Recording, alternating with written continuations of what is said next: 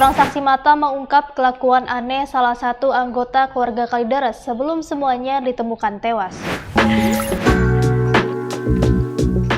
Dian, anak dari Pak Sutri Kalideres yang tewas membusuk di rumah, sempat bertemu dengan seorang pegawai koperasi sebelum akhirnya juga ikut tewas bersama orang tuanya.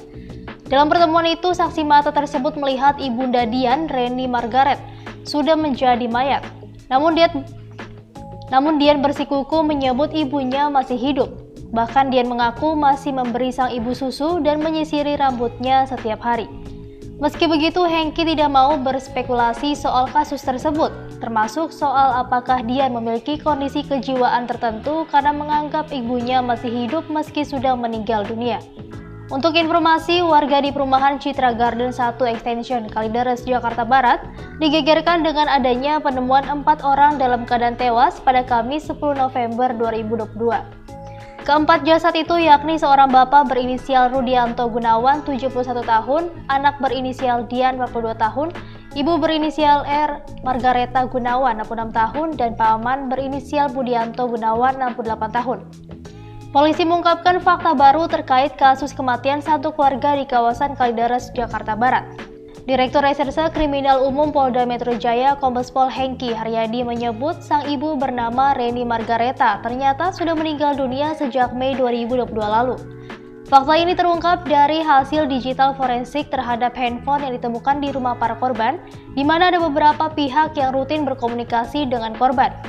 Orang itu adalah seorang mediator jual beli rumah yang berkomunikasi dengan sang paman bernama Budianto. Saat itu Budianto menyerahkan sertifikat asli rumah tersebut kepada sang mediator untuk menjual rumah seharga 1,2 miliar. Namun lanjut Hengki, tak kunjung ada pihak yang ingin membeli rumah tersebut. Singkat cerita, mediator itu bertemu dengan seorang pegawai koperasi simpan pinjam. Kemudian disepakati untuk menggadaikan rumah tersebut. Kemudian pada 13 Mei 2022, mediator dan pegawai koperasi datang ke rumah korban. Di sana mereka sudah mencium bau busuk dari rumah itu. Setelah itu mereka masuk ke dalam rumah dan bertanya soal sertifikat rumah yang diketahui atas nama Margareta.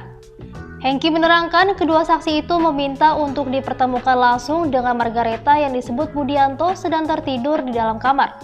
Selanjutnya, tanpa sepengetahuan sang anak, pegawai koperasi ini menghidupkan lampu flash handphone. Seketika saksi kaget dan menyatakan bahwa Margareta sudah meninggal dunia.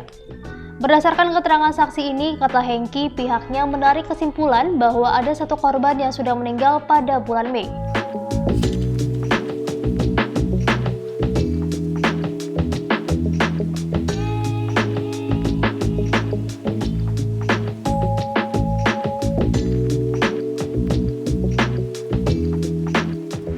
Untuk berita selengkapnya, teman-teman bisa langsung cek di website Bank Kapos di bankapos.com dan posberita.co.